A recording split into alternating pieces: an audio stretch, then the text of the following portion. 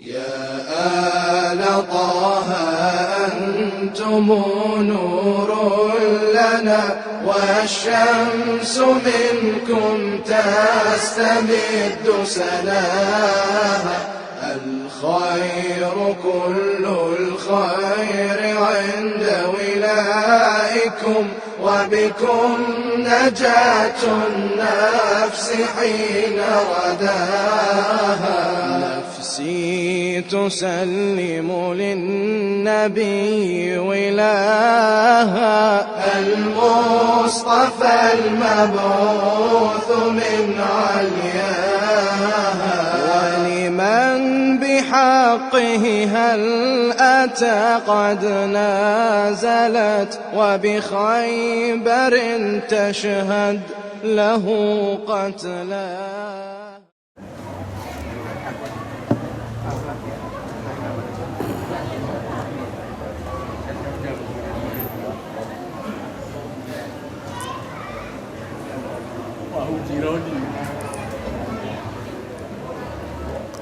Bismillahirrahmanirrahim. Ya Hayyu Ya Qayyum. Ya Hayyu Ya Qayyum birahmatika nastaghith fa'aghithna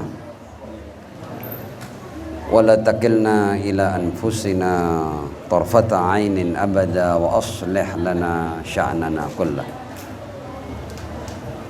Alhamdulillahi rabbil alamin bari'il khalaiqi ajma'in wassalatu wassalamu ala ashrafi wa afdali anbiya'ihi wa rusulihi habibihi wa najibihi wa safiyyihi wa khiratihi ala khalqihi al-mahmudil ahmad al-abdil muayyad al-mustafa al-amjad abil qasimil mustafa Muhammad. Allahumma salli ala Muhammad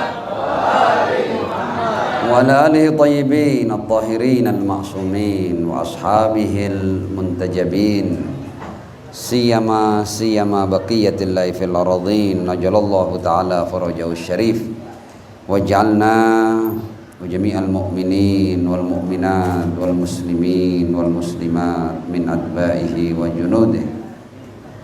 Amma ba'd. Para guru yang saya muliakan, ikhwani wa akhwatil aizza, assalamualaikum warahmatullahi wabarakatuh. Waalaikumsalam warahmatullahi wabarakatuh. Hari ini adalah hari yang penuh dengan kebahagiaan, hari besar, Aidullahil A'zam, hari raya terbesar, A'zamul A'yad.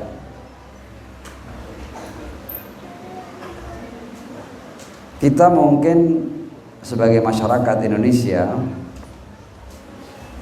atau umat Islam secara umum itu lebih akrab dengan hari raya Idul Fitri dan yang kemarin baru saja berlalu hari raya Idul Adha atau hari raya Idul Kurban, ya. Hari raya Qadir boleh jadi tidak sepopuler dua hari raya itu. Padahal riwayat yang sampai dari para imam suci Ahlul Bait alaihimussalam sampai-sampai ini disebut dengan Aidullah. Namanya cukup mengguncang, Aidullah. Bukan hanya Aidullah, tapi Aidullah Al-Akbar wa Idu Ali Muhammad alaihimussalam. Dan karena ini Idullahil Akbar wa Idu Ali Muhammad, maksudnya Idu Muhammad wa Ali Muhammad, maka dia menjadi A'zamul A'yad, menjadi hari raya yang paling agung. Karena saya melihat banyak yang masih muda ya, saya akan berbagi ini tidak dengan yang sudah tokoh-tokoh ya, yang sudah tokoh-tokoh insya Allah ilmunya itu kalau pakai bahasa Jawa sudah ngelontok ya. Nah, tapi pemuda kita perlu senantiasa memberikan masukan kepada mereka agar generasi pengikut Ahlul Bait yang muda-muda itu paham kira-kira kenapa sih kok sampai hari raya ini kedudukannya jauh melebihi Idul Fitri dan Idul Adha yang boleh jadi lebih populer di antara muslimin ketimbang satu hari raya ini. Kita mau memberikan alasannya. Ada banyak poin-poin yang hendak saya sampaikan, tapi mungkin ya karena tadi acara sudah berlangsung panjang, jadi saya tidak punya waktu lebih dari 45 menit ya. Jadi kalau seandainya sudah kelewatan boleh dikasih tanda ya.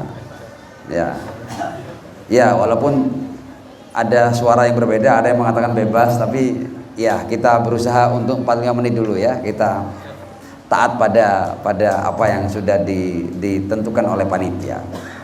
Ya, karena kepatuhan itu penting ya. Agar acara yang memang sudah diselenggarakan itu bisa berjalan dengan lancar.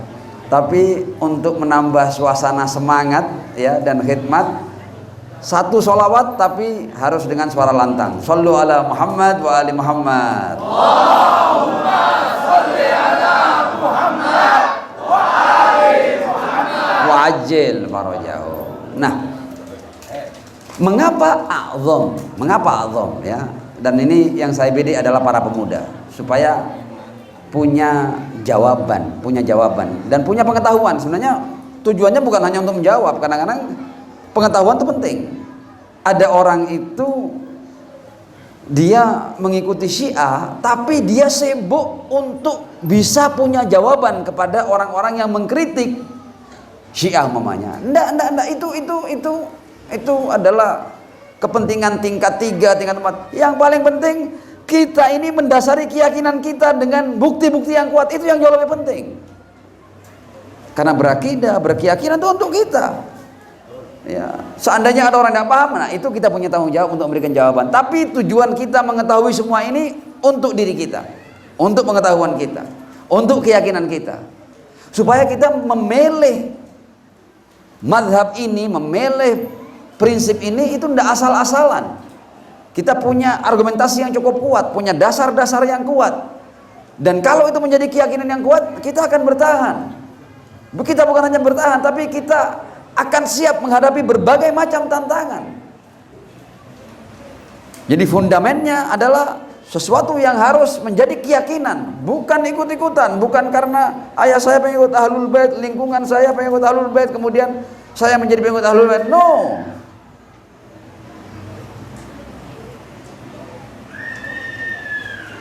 Kita akan kembali kepada tema. Mengapa a'zam? Kita lihat sekarang. Anda tahu Idul Fitri dan Idul Adha itu dua-duanya urusan keberhasilan yang bersifat personal ataupun individual. Personal ataupun individual. Makanya dua surat yang kita diminta untuk baca ya di sholat Id itu kan, itu surat Al-A'la kemudian Asy-Syams. Di dua surat ini ada sesuatu yang menjadi alasan untuk berhari raya. Di surat Al-A'la disebut qad aflaha man tazakka. Qad aflaha man tazakka. Beruntunglah orang yang telah menyucikan dirinya. Jadi Idul Fitri kenapa dikatakan hari raya? Karena itulah keberhasilan personal dan individual ketika seseorang berhasil mendapatkan rahmat, berkah dan maghfirah di syahrul Ramadan, dan keberhasilannya bersifat personal dan individual. Itu urusannya diri kita. Kita berhasil dapat rahmat di bulan Ramadan, dapat berkah di bulan Ramadan, hidangan-hidangan utama, dan dapat ampunan. Itu merupakan keberhasilan individual. Kita menjadi suci kembali. Kesucian pribadi, raihan personal. Itu kita layak berhari raya. Tapi bagaimanapun juga kebesaran Syahrul Ramadan dan Idul Fitri itu urusannya keberhasilan yang sifatnya personal dan individual. Seseorang kembali suci setelah boleh jadi orang itu mengotori dirinya dengan berbagai macam dosa dan maksiat, kemudian Tuhan memberikan kesempatan kepada kita untuk melakukan penyucian diri. Ketika penyucian diri berhasil kita lakukan, kita meraih keberhasilan yang namanya keberhasilan personal dan individual, keberhasilan diri kita. Tidak ada kaitannya dengan umat, dengan masyarakat, dengan agama secara langsung, tidak. Itu for us, untuk diri kita.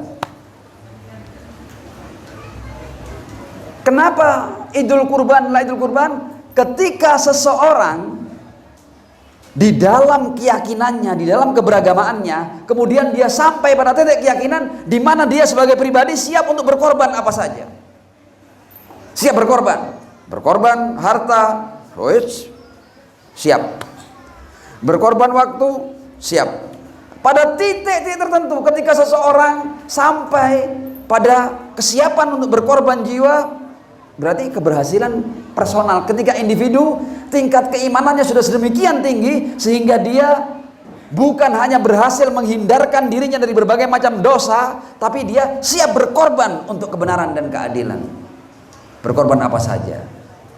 Lagi-lagi itu keberhasilan yang bersifat personal dan individual. Ketika meningkat dari sekedar mendapatkan kesucian di bulan Ramadan, meningkat menjadi sosok yang siap berkorban. Ada orang-orang yang dia tidak berbuat dosa, tapi untuk berkorban nanti dulu. Makanya orang yang berhasil menyucikan dirinya tapi tidak siap berkorban, ya, itu dia cuma dapat Idul Fitri, tidak dapat Idul Adha. Tapi kalau orang yang meningkat, selain menyucikan dirinya kemudian dia siap berkorban, itu dia dapat dua-duanya, dapat Idul Fitri dan dapat Idul Adha. Idul Kurban. Kurban tuh simbol loh ya. Kambing disembelih, sapi disembelih, simbol loh ya, nggak penting-penting amat loh ya, tanda kutip loh ya. Jangan nanti wah katanya Ustaz Abdullah berkorban nggak penting jadi polemik, bukan gitu maksudnya. Ada yang jauh, itu simbol agar kita siap berkorban ya, berkorban waktu, berkorban harta, berkorban jiwa dan seterusnya ya. Ada orang-orang yang insya Allah sapi yang dikorbankan paling banyak, tapi ketika ada muslimin yang terbantai di Palestina, bungkam seribu bahasa. Gaya apa kon korban sapi? Gaya apa kon korban kambing? Ternyata kamu ketika melihat ada manusia-manusia dikorbankan, kalian diam. Ya. Oke. Ini terkait dengan Idul Fitri dan Idul Adha. Bagaimanapun juga itu luar biasa hari raya, tapi dua-duanya raihannya adalah raihan personal dan individual. Kita akan melihat Idul Ghadir ma'assalati ala Muhammad wa ali Muhammad. Allahumma salli ala Muhammad wa ali Muhammad wa ajil farajahum. Kita lihat Ghadir. Supaya Ghadir ini menggetarkan jiwa kita. Ketika Ghadir ini supaya Ghadir ini betul-betul menjadi sesuatu yang merasuk ke dalam jiwa raga kita. Ya ayyuhar rasul. Ada ayatnya. Balligh ma unzila ilaika min rabbik. Semua tahu bahwa ayat ini turun di akhir-akhir masa risalah. Itu tidak perlu kita bahas ya. Silakan yang mau utak-utak buku, buka literatur, monggo ya. Tapi kita tidak akan buka di sini. Kita tidak akan habiskan waktu kita untuk apa namanya itu kebet-kebet buku ya. Ya, antum tahu kebet-kebet?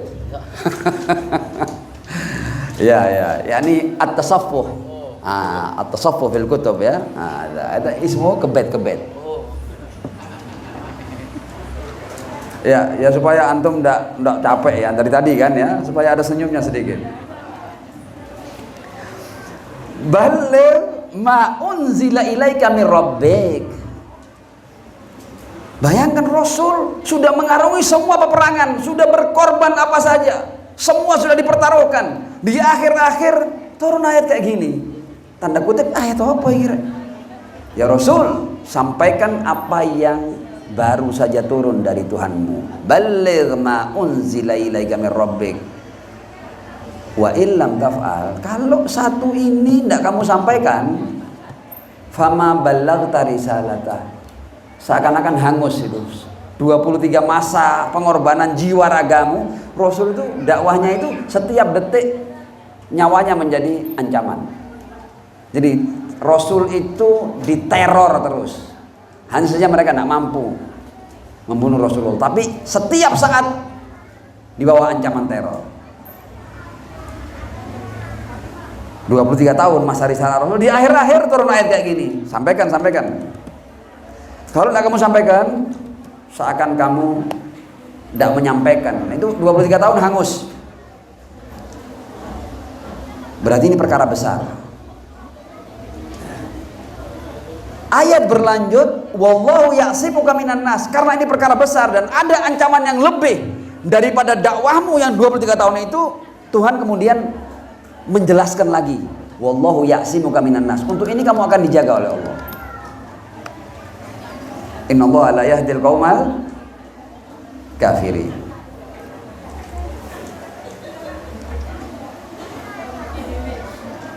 Ayat ini kemudian berlanjut dengan ayat ketika akhirnya Rasul menyampaikan apa yang ditugaskan, yaitu pengangkatan Al-Imam Ali bin Abi Thalib alaihissalam di Ghadirhum man kuntu maula fahadha aliyun maula. Turun ayat berikutnya, al-yauma ya'isal ladzina kafaru min dinikum.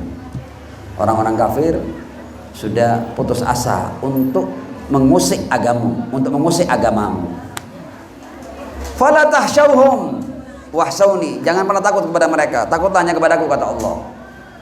Puncaknya turun ayat ini, al-yauma akmaltu lakum dinakum wa atmamtu alaikum nikmati wa raditu lakumul Islam madina. Jadi hari raya ini adalah hari raya kaitannya dengan keberhasilan sebaik-baik manusia untuk menyampaikan ajaran yang terbaik. Ini bukan keberhasilan yang sifatnya individual atau personal, enggak. Ini keberhasilan yang paling tinggi, menyampaikan risalah yang paling sempurna. Sehingga ketika ini disampaikan, al-yauma akmaltu lakum dinakum, sempurnanya agama.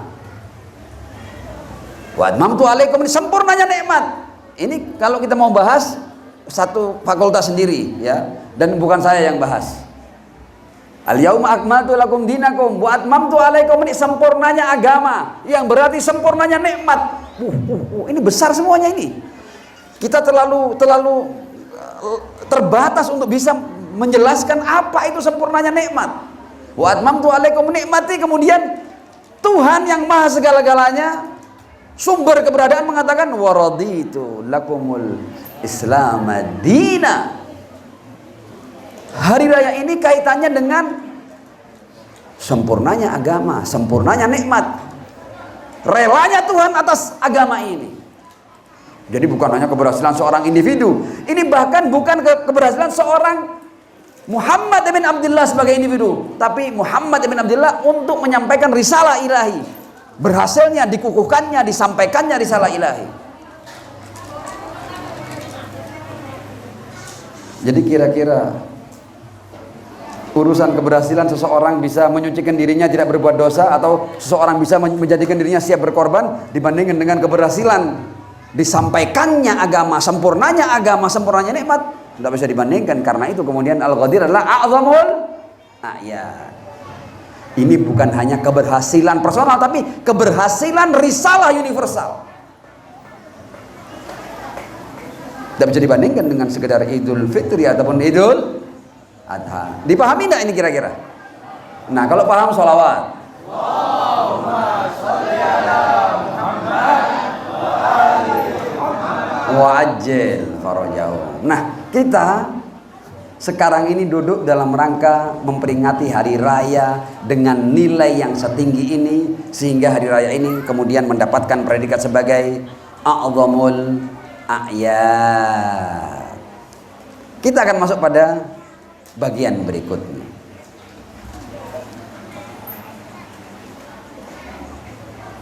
Hari raya ini kaitannya dengan, kalau kita berbicara Ghadir ya, apa sih Ghadir itu?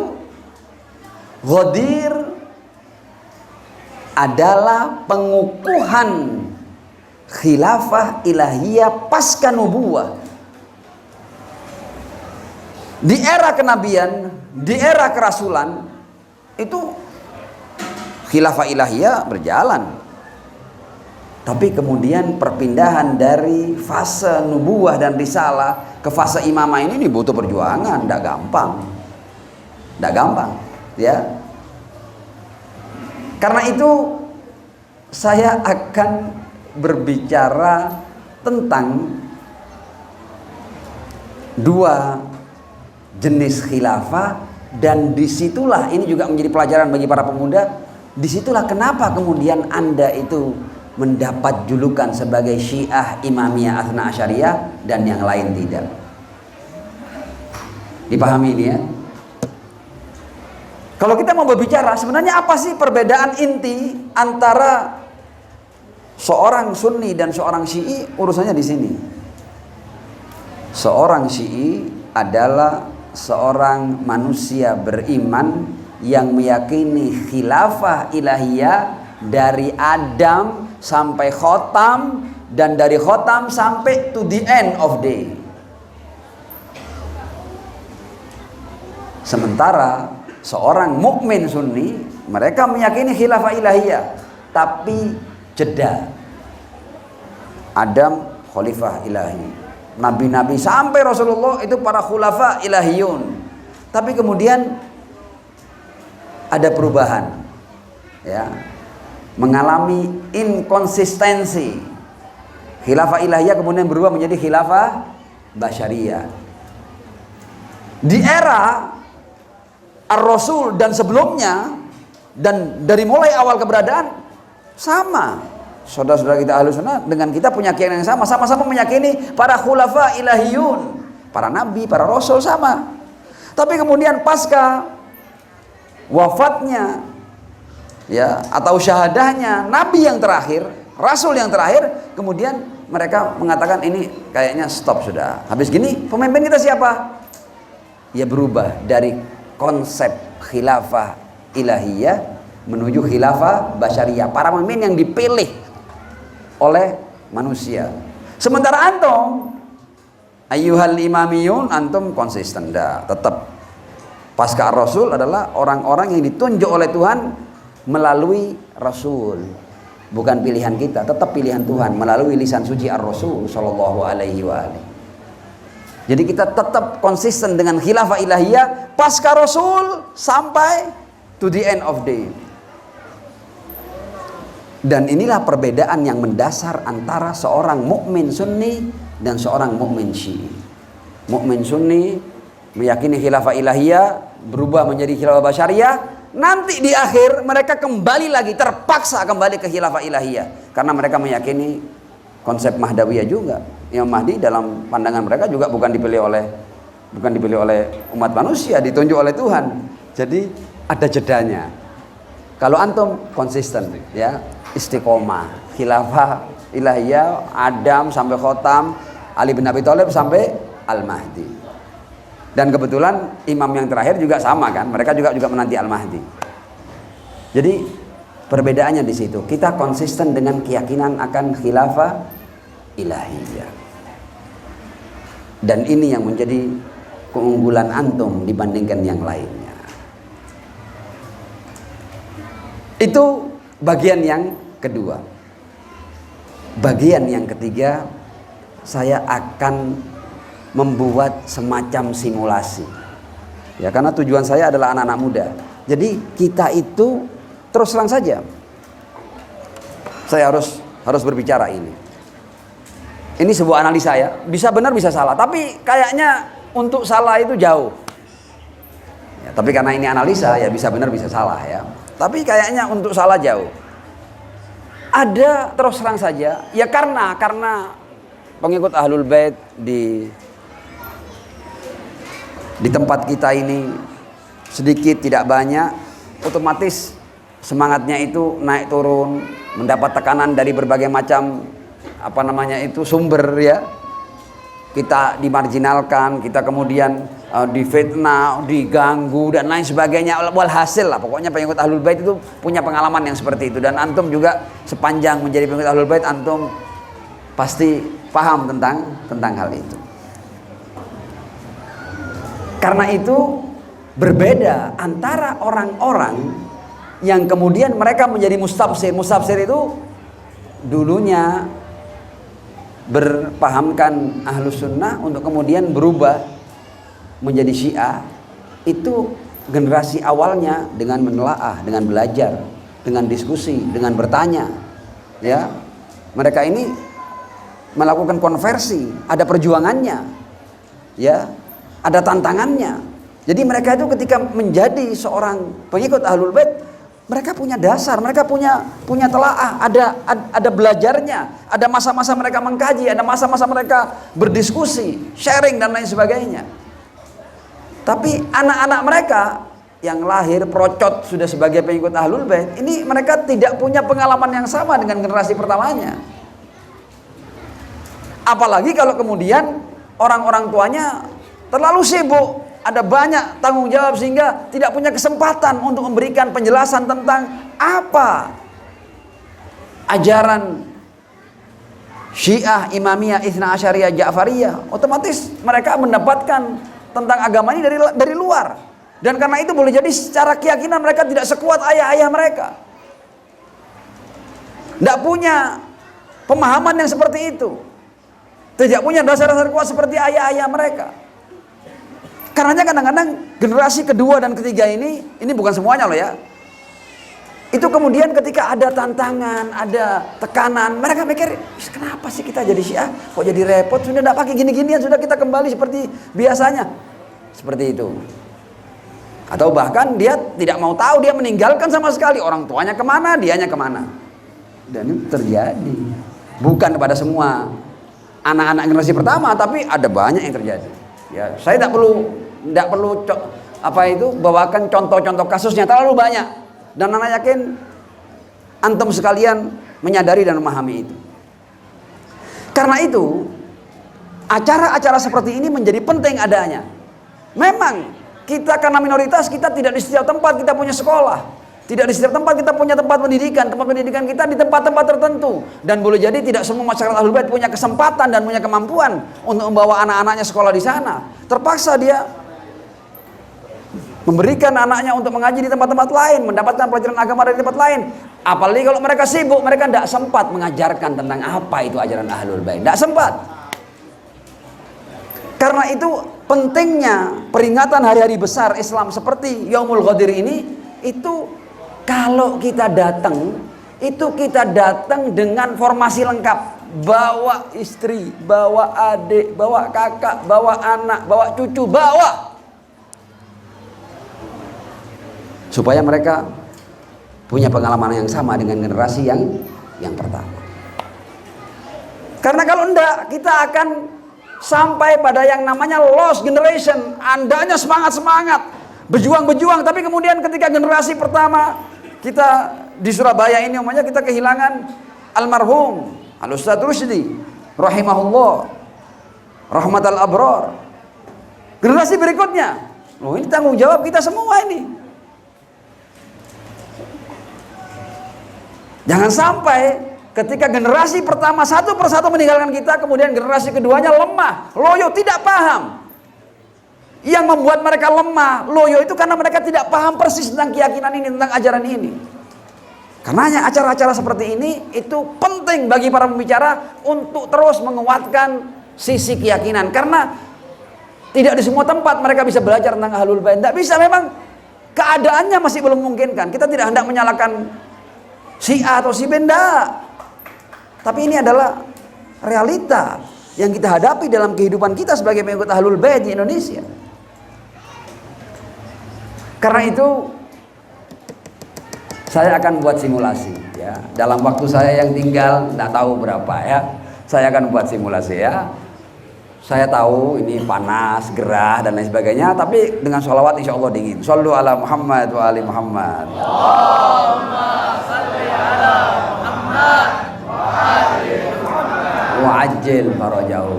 Ya, beda seorang Syi'i dengan seorang Sunni tentang pemimpin pasca Rasul Shallallahu alaihi wa alihi. Orang Syiah itu mengatakan bahwa pemimpin itu tidak bisa sembarang orang. Ya. Dan realitanya manusia itu tidak bisa memilih pemimpinnya sendiri.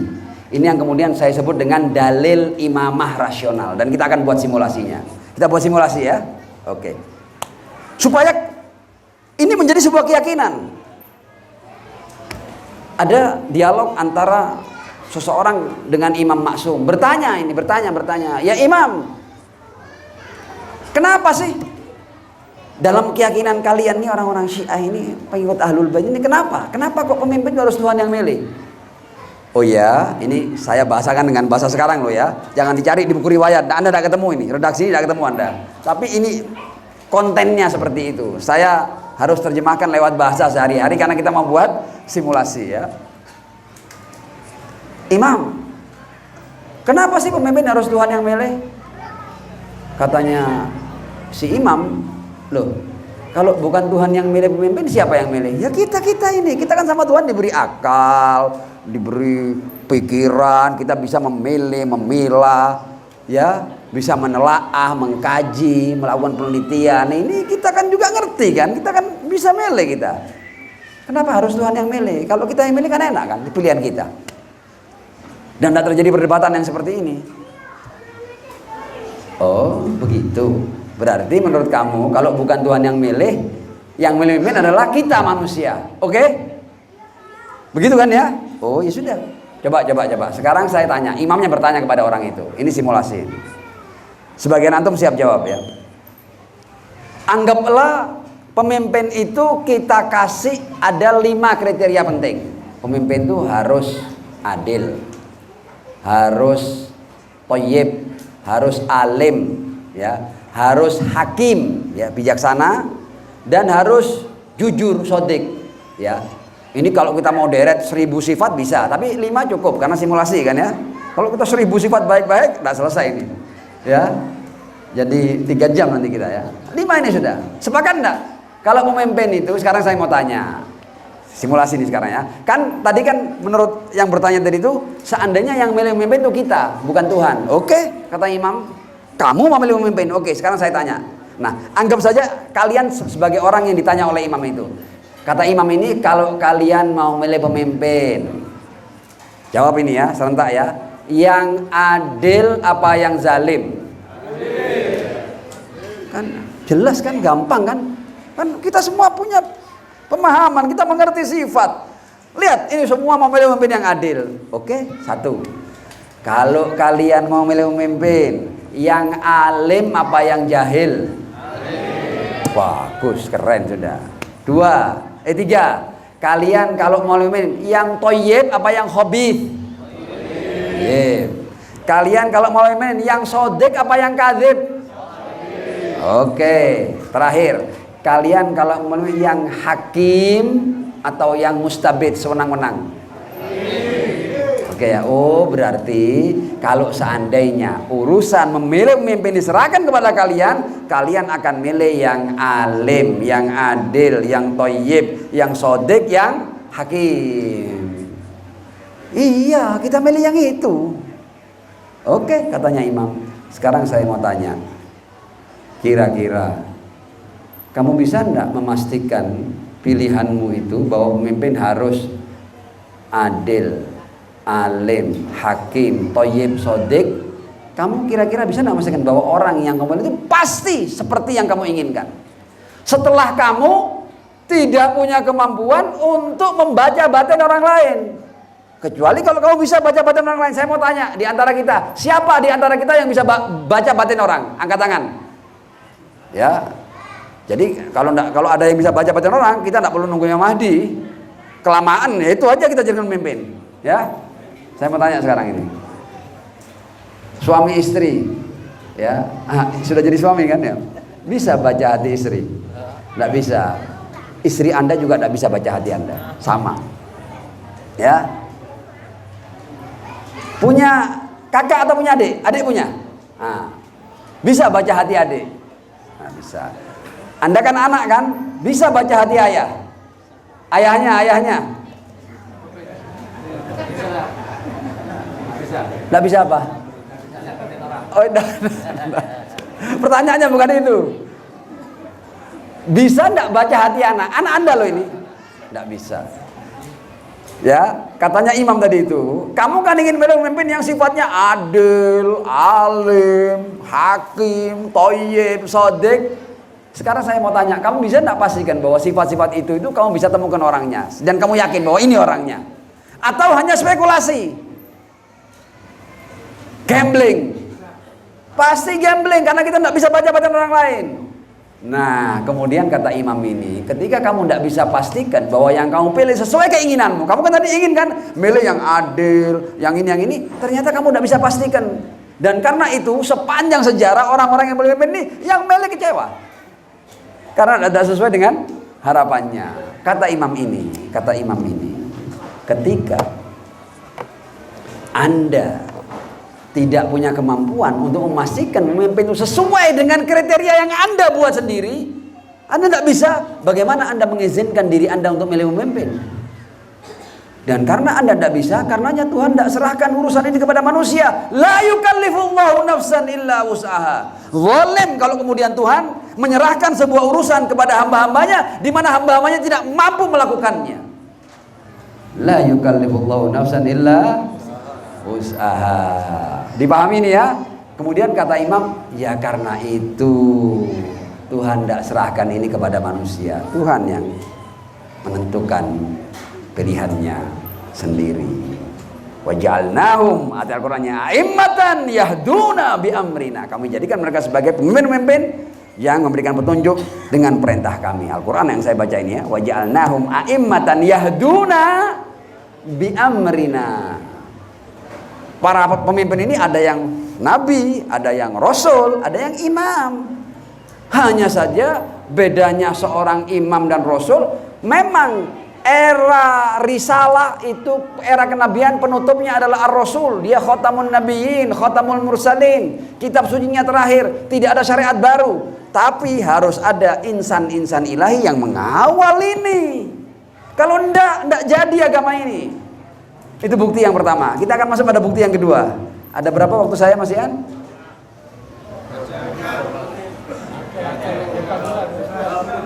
Sallu ala Muhammad wa ali Muhammad. Allahumma salli ala Muhammad wa ali Muhammad wa ajil farajahum.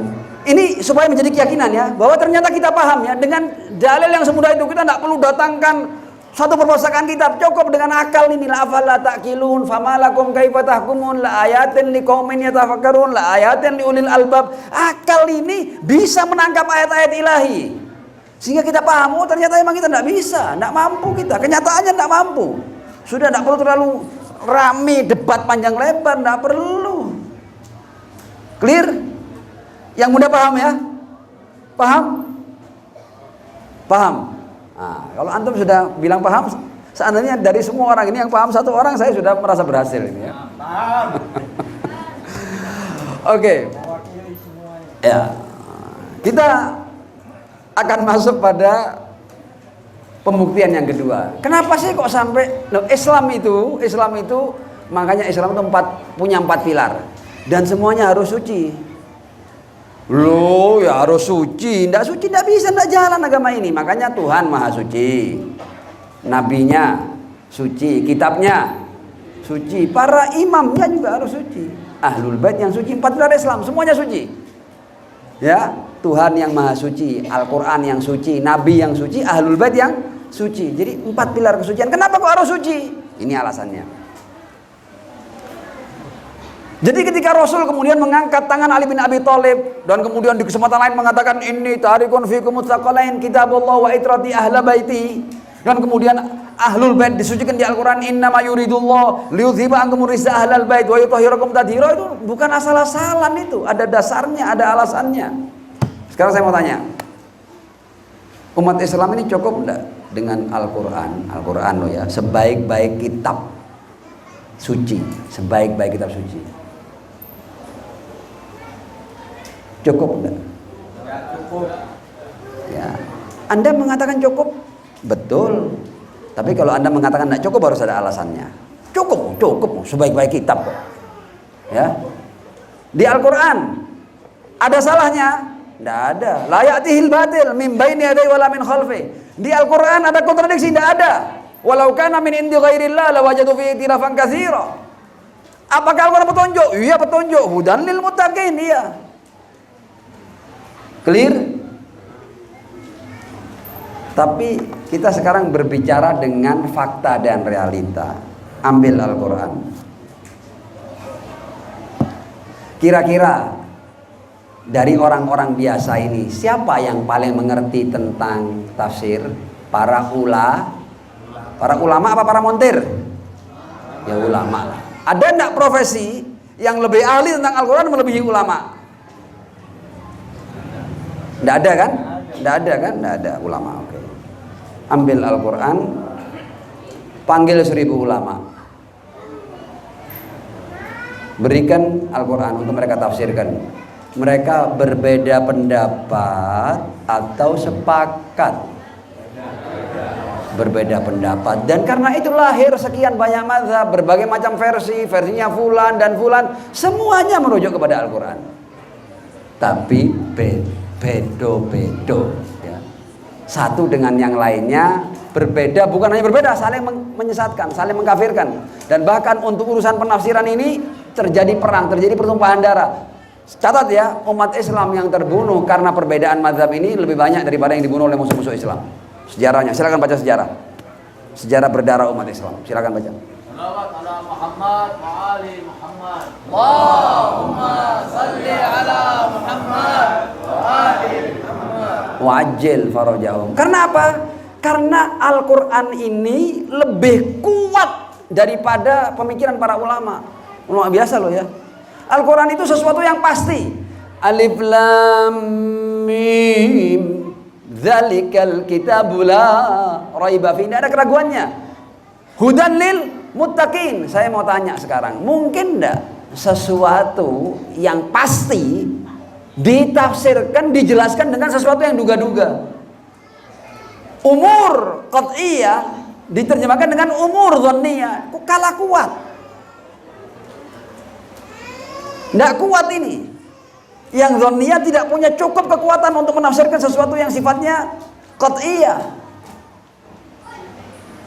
Karena itu Al-Quran perlu kepada penafsir yang ketika dia menjelaskan tidak mungkin meleset dari maksud dan apa yang diinginkan oleh Allah Subhanahu wa ta'ala. Karenanya kalau ada Al-Quran yang suci, Al-Quran ini tidak bisa dirujuk ke sembarang orang kecuali oleh orang-orang yang juga suci juga. Karena itu ada ayat di Al-Quran, ada ayat tadhir, innama yuridullah liyudhiba ankumur risa ahlal bait wa yutahhirakum tadhira. Dan ada ayat la yamassuhu illal mutahharun, yang mendapat tadhir orang-orangnya menjadi apa? Menjadi mutahharun, menjadi suci. Baru mereka punya kemampuan untuk menjelaskan dan menerangkan Al-Quran. Wa anzalna ilaika dzikra litubayyina linnas ma nuzzila ilaihim. Kami turunkan Al-Quran agar engkau Muhammad menjelaskan kepada mereka apa yang turun untuk mereka. Perlu penjelasan ini. Karena kalau ulama biasa mencoba-coba untuk menjelaskan, mereka hanya mengatakan dengan wallahu a'lamu bishawab. Masa sesuatu yang la raiba fi ditafsirkan dengan sesuatu yang wallahu a'lamu bishawab? Tidak bisa, tidak bisa. Ini bukan berarti kemudian orang tidak boleh menelaah Al-Quran. Boleh saja. Mungkin benar, tapi pasti benar tidak mungkin. Karena itu para ulama jujur. Para ulama kita ini jujur. Ulama Sunni, Syiah semuanya jujur. Ketika menafsirkan sesuatu atau menyimpulkan sesuatu, mereka mengatakan wallahul alim, wallahu a'lamu bishawab. Jujur mereka. Kenapa? Karena mereka tidak berani. Inilah maksud Tuhan pastinya, tidak berani mereka. Karena sesuatu yang suci harus diterima dengan orang-orang yang suci. Baru itu apple to apple, satu level. La yamassuhu illal mutahharun. Nah, itu sebelum yang terakhir. Sekarang kita akan masuk pada epilog. Epilog ini sudah penutup ini ya. Ma'assalati ala Muhammad wa ali Muhammad. Allahumma salli ala Muhammad wa ali Muhammad. Wa'ajjil farajahum. saya akan bawakan dalil tentang imamah ini. Lagi-lagi yang saya bedek adalah para pemuda, supaya kemudian mereka lebih semangat lagi untuk mengkaji lebih dalam tentang ma'arif ahlul bait, akidah ahlul bait, fikih ahlul bait, ajaran ahlul bait, akhlak ahlul bait. Jadi mereka mengkaji ini dengan penuh keyakinan, dengan penuh semangat, dengan penuh motivasi, dengan penuh spirit,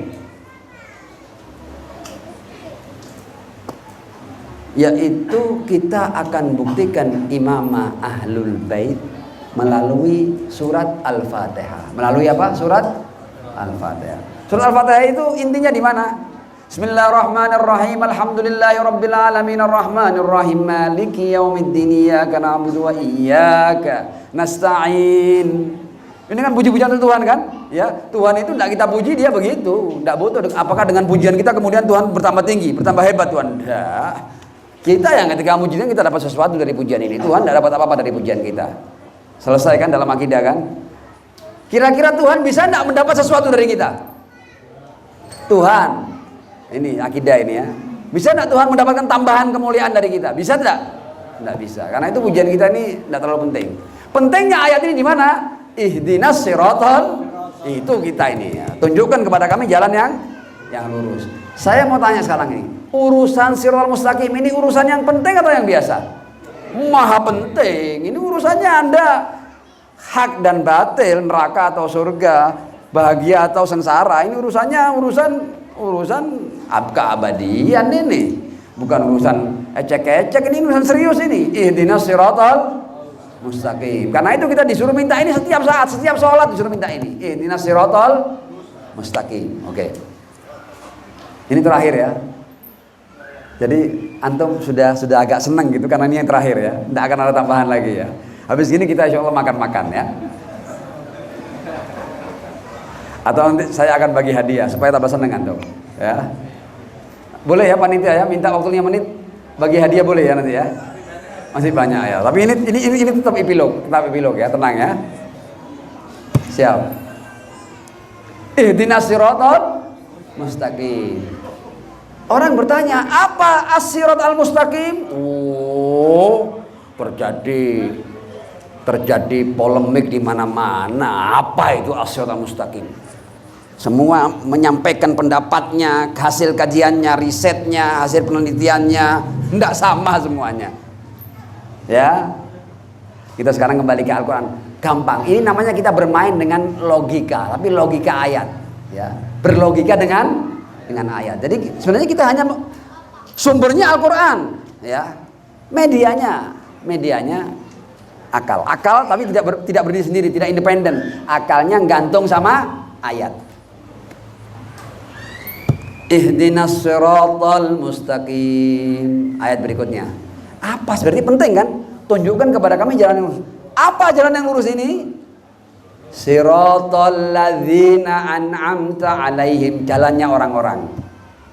Di ayat ini dijelaskan secara gampang bahwa jalan yang lurus itu adalah jalannya orang-orang, ya. Jalane tiang-tiang.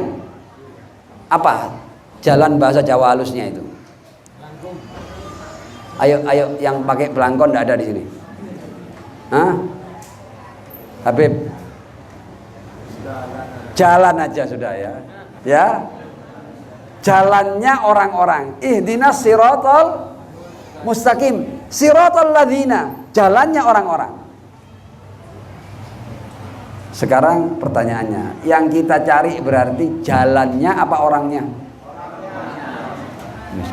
Gampil mawon. Iya. Gampang aja sudah. Kita minta tunjukkan kepada kami jalan yang lurus. Apa jalan yang lurus? Siratal ladzina, jalannya orang-orang. Berarti kita harus cari orang-orang ini. Orang-orang yang kata Allah alladzina an'amta alaihim, yang Allah anugerahkan kepada mereka. Berarti jalannya orang. Sekali lagi saya tanya, kita cari jalannya apa orangnya? Clear. Orangnya seperti apa? Dikasih dua kriteria. Ghairil maghdubi alaihim, ya. Orang-orang ini adalah orang-orang yang tidak pernah mendapat murka Allah. berarti orang ini tidak pernah berbuat dosa. Karena setiap yang pernah berbuat dosa, dia pernah dapat murka Allah. Betul apa tidak ini? Ghairil maghdubi. Jadi kriterianya orangnya itu, sifatnya itu tidak pernah dapat murka Allah. Lah kalau orang yang pernah berbuat dosa, sudah tidak mungkin dia orang-orang yang punya siratal ladzina tadi, tidak masuk di alladzina. Jawab alladzina itu sifatnya ghairil maghdubi, tidak pernah dapat murka. Berarti orangnya tidak pernah berbuat dosa. Berarti harus maksum. Bukan hanya tidak berbuat dosa, tapi waladolin, tidak pernah keliru, tidak pernah salah jalan, tidak pernah keliru. Boleh jadi ada orang karena tidak mengerti ini dosa, kemudian dia lakukan, dia tidak dimurkai oleh Allah karena dia berbuat dosa, tapi dia tidak tahu. Tapi ini bahkan yang ini pun tidak mungkin, karena sifatnya dua, bukan hanya tidak mendapat murka Allah, tapi juga tidak pernah sesat jalan, tidak pernah keliru. Ghairil maghdubi alaihim waladhdallin. Sekarang berarti jalan yang lurus adalah jalannya orang-orang ini kriterianya tidak pernah dapat murka Allah dan tidak pernah keliru. Berarti orang-orang ini dengan satu kata harus maksum. Sekarang saya tanya, mana ada ya prinsip yang mengajarkan bahwa pemimpin harus punya kriteria ghairil maghdub dan waladhdallin kecuali antum mengikut ahlul bait alaihimussalam. Tidak ada. Shallu ala Muhammad wa ali Muhammad. Jadi tujuannya apa? Setiap antum sholat, setiap antum baca ihdinas siratal mustaqim, siratal ladzina an'amta alaihim, ghairil maghdubi alaihim waladhdallin, antum kembali kepada orang-orang maksum minal anbiya wal mursalin. Kemudian wal a'immal ma'sumin min ali Muhammad. Allahumma salli ala Muhammad wa ali Muhammad. Wajil farajahum. Ini sudah epilog ya. Tapi habis epilog harus ada kesimpulannya ya. Kesimpulan 1 menit saja ya. Kita sudah mendapatkan kebenaran nih ya. Antum sudah sampai pada keyakinan, bagus. Tapi sesuatu yang sudah kita yakini menjadi pengetahuan, menjadi kebenaran, ini tidak akan ada artinya kalau kita tidak komitmen dengan kebenaran itu. Ya, ketika kita sudah menyadari bahwa ini adalah kebenaran, ini adalah jalan yang benar, ini adalah as-siratal mustaqim, berarti Anda harus sekuat tenaga, semaksimal mungkin untuk jangan keluar dari jalan yang lurus ini, apapun taruhannya. Jika Anda dituntut bersabar, bersabarlah. Anda dituntut bertahan, bertahanlah. Anda kemudian dimarginalkan, tidak apa-apa, diasingkan, is okay, diperangi, difitnah, disesatkan, bertahanlah. Karena Anda sedang bertahan di jalan yang benar, di as-sirat al-mustaqim. Mudah-mudahan sedikit yang saya ungkap ya terkait tentang Al-Ghadir ini bisa bermanfaat bagi kita semua, dan khususnya bukan hanya berhenti di pengetahuannya, bagaimana kita berkomitmen dengan kebenaran yang kita sudah sampai kepadanya. Tsummal afwa minkum, wassalamualaikum warahmatullahi wabarakatuh.